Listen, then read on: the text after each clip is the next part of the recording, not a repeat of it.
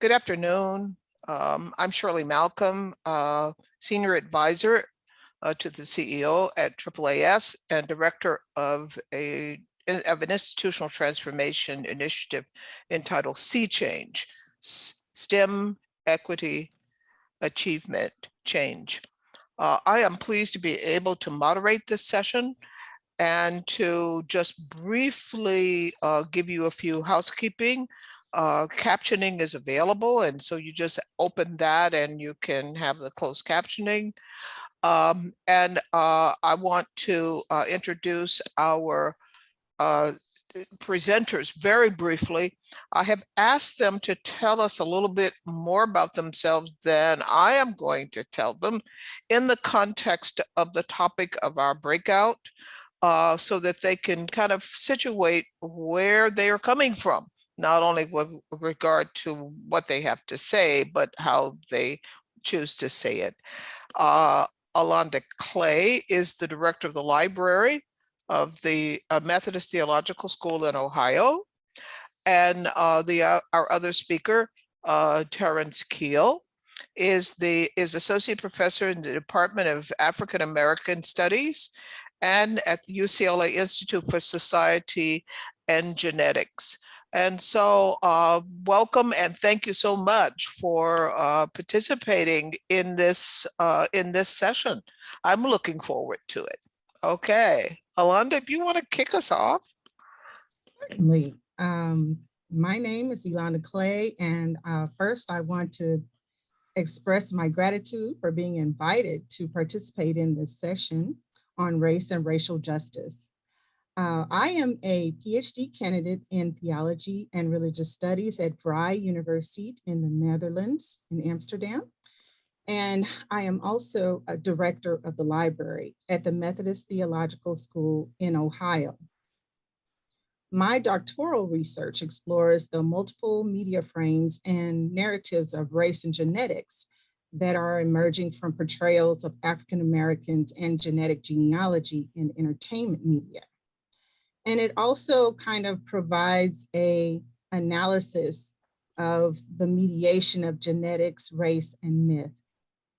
I'm also a board of the International Society for the Study of Religion, Nature, and Culture, and I serve on the Committee for Media, Religion, and Culture in the American Academy of Religion. My interest in science and religion kind of grew out of my undergraduate work. I have an undergraduate degree in physical science. I've always had an interest in the sciences, and but I also got a master's in information science. So from there, I did work with community technology, addressing issues of access in urban spaces. Shortly after completing that degree, I began to recruit Black churches to participate in community technology hubs. I was also concerned about the societal impacts of technology change on communities of color. So as I worked with these churches, I really began to see technology as a social justice issue. And I would go on to pursue another master's in divinity in an effort to reach a broader audience of clergy and congregations on issues of technology and race. Okay, all right. If that is your introduction to you, we're going to have a lot of fun, okay? Because many years ago, AAAS had a Black Churches Project, and we actually had community computer centers that were set up in churches. And so I get it. I really get it in terms of the social justice issues and access to technology, access to Wi-Fi, access to broadband, really meaning access to education, and given the numbers of churches that went online, even access to worship. So yes, thank you. Dr. Keel. So I just want to also say that it's a delight and pleasure to be here to have this opportunity to engage this incredibly important topic. And I think that historically, the fields of science and religion, I think, are at a crucial turning point, and that I think we can no longer continue to study science and religion and ignore questions of social justice, racial discrimination, gender discrimination, and larger historical legacies of colonization and violence. In large part because historically, the forces of science and religion have actually worked together to produce settler colonialism and slavery and the various structures that supported Jim Crow segregation here in the United States. And these are questions and concerns that have been a part of my body of scholarship and research for nearly now 2 decades. I'm currently the associate professor in the Institute for Society and Genetics and the Department of African American Studies. And I'm also the founding director of the Lab for Biocritical Studies, which is an interdisciplinary space to study how discrimination and resilience appear within human and non-human bodies. And we're currently doing a project that studies the effects of police violence and the role of medicine in actually erasing the role of law enforcement and actually killing and maiming Black and brown bodies under police custody. Now, this work is an extension of my first book project, Divine Variations, where I told the intellectual history of Christian attitudes and thoughts around ethnic difference and racial particularity, which would later inspire early modern and modern thinkers within the life sciences and anthropology to imagine human racial differences in ways that directly took from the Christian tradition, and especially its understanding of human diversity and uniqueness of Christianity over against other religious traditions. And so what my work has really done is try to track what I like to think about as the haunting influence of some of our most coveted religious beliefs within the Western Abrahamic faith traditions, as these have penetrated and generated, actually, both penetrated and generated new forms of discrimination and new forms of thinking about racial difference outside the context of the church. And I think one of the points I want to make is that I think scholarship at the intersection of science and religion, while a tremendous amount of really useful work is being done looking at religious communities and religious actors and religious institutions and religious doctrines as they intersect with science and other larger societal issues. I also think that we need to broaden what we think religion is, and to understand that religion is a worldview that can frame thought and behavior and action outside the context of the church or the mosque or the synagogue. And once we think about religion in these ways, we can find religious influences in secular scientific spaces, often in spaces that we don't imagine them to actually be. And I think that is where hopefully the future of the field of science and religion might go, because there's a tremendous amount of work to be done. Terrific. Speak a little bit about the task of promoting and supporting racial justice within the context of religion. Just so that you know that you mentioned the South. Basically, I was born and raised in the Jim Crow South, and the church was the organizing unit for voter registration, for civil rights marches, for everything else that went on within the community around the nucleus of racial justice. And if you could kind of speak to a little bit about why is it so hard to essentially address some of these issues then and now, because it seems as though there's been some shift, as it were, to current day. Well, I think that one of the challenges has been just that racial segregation within these religious institutions persist. And also what you have had and what you currently have are these identity politics that create this kind of conflicting political allegiances. So to me, there are very limited pathways for reconciliation when you have such a stark kind of difference, even theologically, in how you relate to race and racial justice. Dr. Keel, you want Yeah, to comment on that? sure. Well, I'm not sure what Elonda means by identity politics, but what I can say is we can think about the white evangelical church or the white church since the founding of the colonies as the quintessential example of identity politics and its spread of white supremacy and state violence at the name of the church.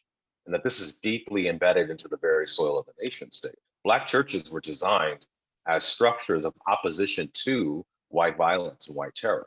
And so if we think about the historical inception of even the AME church, you know, members of the AME church had to worship on their own because they weren't accepted in white churches.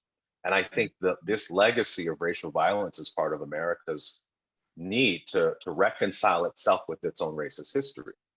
So I think that's the first thing just to put on the table. And in terms of dealing with the contemporary politics in the South, whether around vaccination or whether around violence against LGBTQ populations, I think this is too a space where, you know, the religious institutions reflect the cultural politics of the region. And if we are thinking about churches and spaces where rights for women, rights, voting rights for people of color are being actively attacked, anti-science education is being actively disseminated in public schools all the way up through high school, then we should expect these religious institutions to reflect those values in ways that make it difficult to get on board with vaccination and rights for people who are non-binary and so forth and so on. And so I think education is a crucial part of this, but it's not just that. I think it's also religious traditions having the courage to look at the bones in their closet and to think about how some of its own history gets in the way of making, I would say, more progressive or more radical stances against forms of racial violence and other types of injustices that plague not just the South, but the nation as a whole. You know, one of the questions that has always puzzled me is how we can have people look at the same religious text and essentially end up in two different places. The personhood of everyone on the one hand, or the mark of Cain on the other. And so how do you kind of, it's as though that there's an effort to try to bring the viewpoint of religion to support the social construct as opposed to the other way around. Yes, certainly. And we see this when we look at the hermeneutical aspects of really trying to exegete a text. For example, one might say that all of the text on slavery, that Black people had a very different interpretation of those texts than their white counterparts.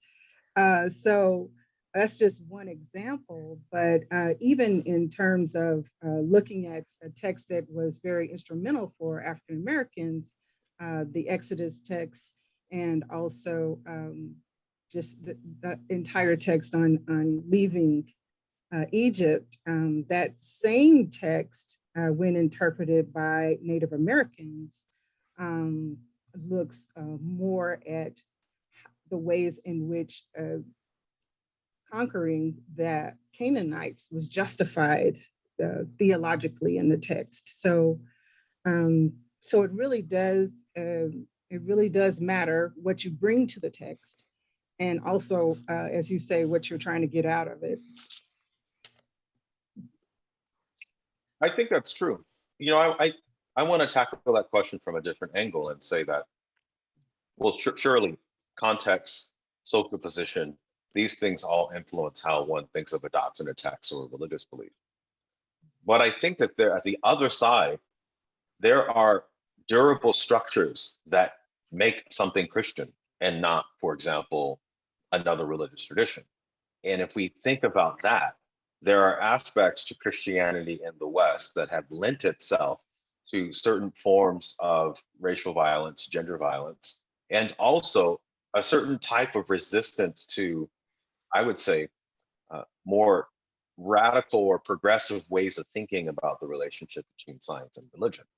And so one example of this is I think that Christian communities in the United States, for example, often have a kind of hostility to thinking about the power and influence of human thought and action to actually shape the world. And so often the worldview is such that God designs nature in such a way that living entities, human beings, there's a kind of destiny that's embedded within our society. And human actions are kind of secondary to this larger grand scheme. And while I think it's valuable for humans to have a sense of a collectivity, I think it's dangerous if religious communities step back away from society and are not actively engaged in everything from dealing with voter suppression to dealing with Black communities having their biological information taken from them in their own churches without their consent, or at the very least being taken from them and being used in ways where they're not actually in the room with the pharmaceutical companies and the geneticists to make those decisions. I think there is something very dangerous when we live in we could say live in a society that aspires to be democratic with a tremendous amount of anti-democratic impulses within it. I think our religious communities have a tremendous amount of power and reach that isn't always being used in ways I think it could be. A lot of these issues really come out when you start having conversations about genetics. Yeah. And about what genes do and do not mean, and how genes are basically destiny around issues of intelligence, around issues now that we're having, even the question of whether some populations have greater challenges with regard to COVID because of their genetics. I mean, this has been something that was around. I heard Dr. Fauci say it's not race, it's racism, you know, and for me, that was like, yes, but that's one issue. And now we are hearing people talk about the impact of sickle cell trait. So it seems as though there is kind of a real challenge with regard to trying to untangle all of this about what we expect around genetics, what it does mean and what it doesn't mean. Would you like to go first, Dr. Keel? Sure. I want to tackle this thinking historically in the present. I'll just say really briefly, the very idea that nature is designed in such a way that certain traits and characteristics persist over time in the West has a very specific, unique link to Christian thinking. And you can look at the work of Augustine, or you can look at the work of early modern natural historians like John Ray, and they all inhabited a worldview that believed God designed humans and non-humans with certain traits that persisted over time. And what has happened within modern biology is this notion has been taken up and it has shaped the way early modern biologists and contemporary biologists have thought about genetic inheritance as destiny. So that very notion has a Christian intellectual history that we can track and we can document and we can see. And then your point about sickle cell, I think is absolutely spot on, because we're seeing the invocation of this intellectual tradition by medical examiners and coroners who are studying the bodies of Black people who are killed in police custody, where police themselves are invoking sickle cell and sickle cell trait, which are not the same thing, as the cause of death that erases the actual encounter with law enforcement itself. And that's very dangerous. And this is what I'm getting to in terms of my point earlier. Part of this practice that can point to someone's biology as the cause of their death and then erase the society that's actually killing them has a religious history to it that I think Christian communities and non-Christian communities, we just have to have the courage to look at and to think differently and to be able to design alternative structures that can create forms of accountability when this happens by medical examiners, or call police accountable when they do this kind of erasure. And I think this is a crucial next step. what I wanted to say is that, first of all, like a post-genomic, in other words, after the Human Genome Project, there seemed to be an immediate increase in the use of race as an explanation, right, for racial inequity. And there was a very big rush to have these commercial applications. So in part, at least from my research, what I was seeing is that biological myths about race began to be incorporated in the mediated messages of how to sell these new biotechnology applications, such as genetic genealogy.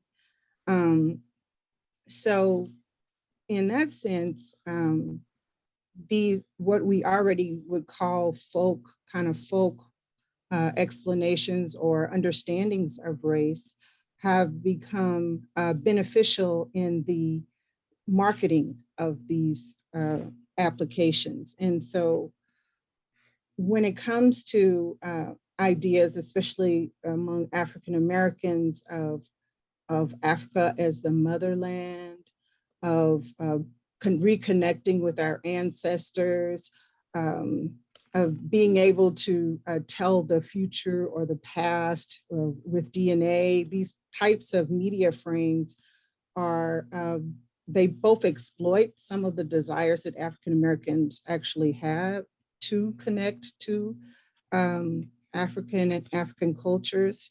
And they also kind of remediate our history and struggles here in America. Yes, let me just urge those of you who are in the audience to please put questions in the Q&A, and we will take those. We are enjoying our own discussions here until we can pile up some of those in the Q&A. We've talked about genetics. I remember when the research started to emerge about Eve, and the whole kind of discussion about out of Africa, the African roots of all human populations. And it seemed to be quite jarring for many of the populations. I mean, we as biologists, we understand that that human roots, that essentially that there's a lot of shaping that goes on beyond the genetics as people confront whatever the environmental geographic kinds of places that they go into. But it seemed to be kind of jarring and around this kind of frame, and in particular within kind of denial of history, denial of biology, denial. How do we get beyond the kind of denial basis as we start to talk about really trying to connect people to what the reality is in order to deal honestly with race and racism, what race isn't, as well as what it is socially? Well, I think that's an important question, and the answer to it is we will continue to have scientific and biomedical racism so long as our society continues to use racism for political and economic means. And so until the society itself divests its investment in racism, we won't see the kind of change that we would hope to have happen. And that doesn't mean that in the meantime that we can't do things differently. And it doesn't mean that we're destined to be trapped here. If I could say something to go back to something that Elonda said a bit about the Human Genome Project and what it did, I think you can see the explosion of genetic research that was funded by the NIH and the NSF as reflecting tragically a type of conservative political commitment that's also, frankly, a bit intellectually lazy. And what I mean by this is that if you look at the Heckler Report in 1985 that was commissioned under the Reagan administration, the United States government was committed to thinking about health disparities and getting at the structural roots to those health disparities between Blacks and whites, disparities that have been tracked by the government since the Freedmen's Bureau after the emancipation in the 19th century.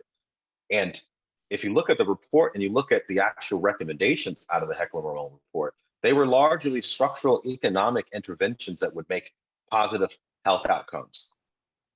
That tide or that political direction gets completely reversed with the sequencing of the human genome in 2000, and then the reinvestment of government resources away from structural things like sidewalks, grocery stores, accessibility to health. These are tried and true things that we know have positive health outcomes, to trying to find the genetic silver bullet, the genetic explanation to these disparities, or the drug therapy that might change hypertension or diabetes in minority populations. We have been stuck on this track for at least the last 20 years, even though public health research has told us time and time again, some of the most troubling health disparities can be corrected through actual political interventions and social interventions that don't involve genetics at all. Let me just insert something here, because the point that you're making is quite profound, because the kind of social determinants of health perspective is in one place, and the cellular molecular perspectives are in another place. And if you do not have the opportunity to articulate what the research agenda ought to look like, because you are either your numbers are low or you're not present in the room when the research agendas are being expressed, or you don't get the grants that allow you to look at some of these things, then you just keep going down the same path. Yes, yes, I think that's true.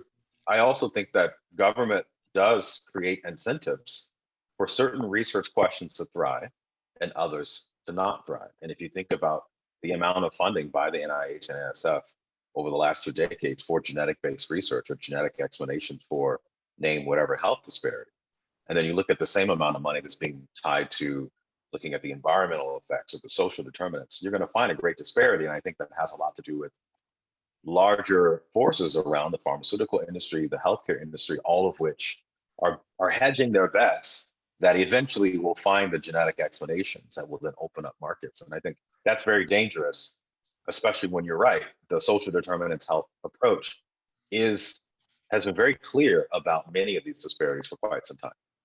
Yep, yep. And I also wanted to bring out that really eugenics, the legacy of eugenics is still very present in genetics research.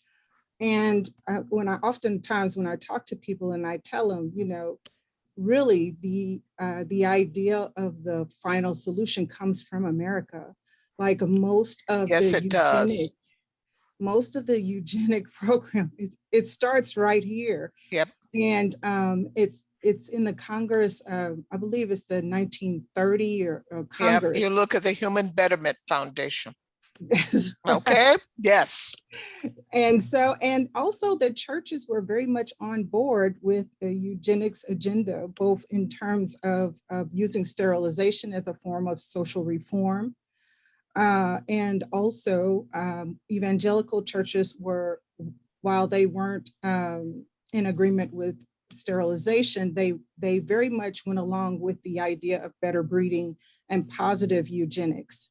And so when we look at how racial science and scientific racism are exported from America to Germany during the 30s, because Hitler was very engaged in having correspondence with several American eugenicists, we can see that when eugenics fell out of favor, this in turn turns into genetic,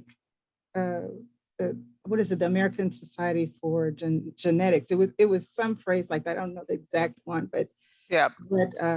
So that legacy is still there in terms of looking for racial purity and also being against racial mixture and things like that. Let me just, there are some things in the chat that I want to basically bring out. One of them that was talking about how beliefs of non-Christian traditions affect racial justice in the scientific community. We know, and that we've talked a lot about genetics and that we haven't spoken as much about epigenetics, but quite frankly, we understand that the kind of lived experiences and the kind of trauma that actually goes on to it is a major component within the discussion of epigenetics. But the whole question of there are other religious traditions where there have been strong actual support for racial justice, and as it were, collaboration and connection within the struggle for racial for civil rights within the South. I mean, this was something that we saw for with Jewish communities, with in particular at that time, and with certain non-Protestant Christian traditions as well. Can you speak about some of the non-Christian traditions and their connection to racial justice?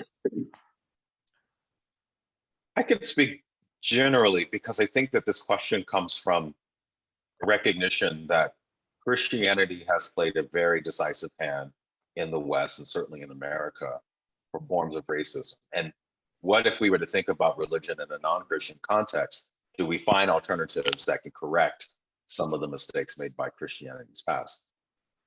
And while I think that that question seems logical and it makes sense to ask that question, I think that we need studies to look at non-Western, non-Christian traditions outside the states to see how they may or may not link up to certain forms of violence that might be called racism, because I'm not entirely sure if what racism here is in the United States or in the West, it's the same thing that we see in other parts of the world. We see violence, but the West has a very particular understanding of heredity and ancestry that is textbook definition of what racism is. And I'm not sure if we find that in other parts of the world. On the other side, I'm going to say really briefly, I think political liberalism is a part of this equation, in that what the plan for political liberalism was that if you get communities together, regardless of their religious or ethnic or racial commitments, and you get them to buy into a kind of project of rationality, equality, it will make the divisiveness of their religious commitments lessen over time. And then this might open up to different types of human flourishing and equality that allow people to overcome their own religious commitments. And I think in that context, this is where the political is so important. I think we can see the Black Lives Matter movement, with non-conforming, non-binary movements, they're pushing a type of liberalism, politically at least, that can help American communities and American religious communities to see points of connection, to see opportunities for reconciliation and change that aren't so readily available within their own religious traditions. And I think this is ultimately a good thing. Let me just veer off of the genetics discussion for a moment over into the tech discussion. The reason for this is that we know that there are some real challenges around facial recognition technology. And who is in that field? Who is in AI? Who develops the technology? What are the data sets that are used to actually train the technology? And then the movement of that technology into police space. Do you have any thoughts about this while I'm checking out the questions? Well, I know that recently there were several different conversations going on, especially around artificial intelligence, and the ways in which the potentially negative consequences of its applications, especially in decision-making, automating decision-making. As far as facial recognition is concerned, there was a group at Google who was part of what they call the ethical AI team. And just this year, a lot of those people have either quit or let go been let go of because they were critiquing Google, and part of their critique was also the fact that facial recognition software doesn't work well with African Americans. And you might have seen on 60 Minutes, like a week or two ago, they had an entire episode that was on, a segment, I should say, that was on the experiences of 3 African American males who were falsely accused through facial recognition of committing crimes. And then that was later reversed. I think that one of the issues that we have with things like facial recognition and predictive policing is that they unfortunately use data sets that are already Biased. biased on overly policed neighborhoods. And so in essence, they just re-entrench practices that would unduly impact people of color. Yeah. Another thing that you may notice that's slowly getting into the news is how Amazon created the Ring technology for closed circuit surveillance of your house, but it also sold to police departments platform where they can connect the closed circuit television of multiple houses in a neighborhood to gain information without a subpoena. And so it's this type of surveillance that is coming together with practices like genomics around that centers around race that is becoming especially troubling. Yeah. would, Oh, go ahead. I just would just add that, and I agree to everything that Elonda said. I would just add that my colleague and good friend Ruha Benjamin has written a brilliant book about this called The New Jim Code that shows these legacies of bias that get built into the software programs themselves, consciously and often unconsciously. And then Safiya Noble, her book Algorithms of Oppression, has done really a lot of heavy lifting to show how discrimination, particularly in the context of search engine and the end of net neutrality, sells, and that a lot of these software technologies that have wide application are actively exploiting discrimination because of the market that's available to it. We have a question in the chat, and it's one that's near and dear to my heart. Because at one point I was a high school biology teacher, then I was a college biology teacher. How do we talk about these issues? How do we teach about these issues in a biology class? How do we begin to help students really understand, faculty understand, because I get my bio people, the first thing they say is, no, there's no such thing as race. Well, yeah, but, and there's not really a kind of an understanding. So what kind of resources would you suggest that might be available to kind of help people who are trying to either teach about the history and the context of the kind of moving target of the context of race within the history, at the same time that you're trying to help people understand where the biology starts and stops? Well, I know as a librarian, I kind of focus on the ways in which I can be helpful in terms of information literacy. But one of the issues, even with information literacy, is that there will be times when people are getting disinformation or misinformation, and then that becomes a barrier to them actually looking for credible sources about science, about biology. And that is just one of the challenges, I think, in trying to be helpful in teaching more about biology. Currently, my school is participating in Science for Seminaries, which hopes to expose both students and faculty to a wider range of sciences and to engage in dialogue with the sciences. But what I've found, at least so far with the faculty, there was an initial kind of reservation about engaging the sciences, perhaps just as simple as not enough exposure to it, but also maybe some intimidation. But one of the things we can do is to help people get over their intimidation of science, to recognize that, yes, there are these big questions, but there's also this everyday engagement that we have with various aspects of science and technology that we really can learn more about and advocate for. Now, one I of the would just things, though, that just let me put a question directly to Dr. Keel, and that is that you, in getting from then, like the eugenics movement and the times that we had those discussions, to now, where we are still having these discussions, though they may be framed slightly differently, and essentially having people say we should not teach about this because it's divisive.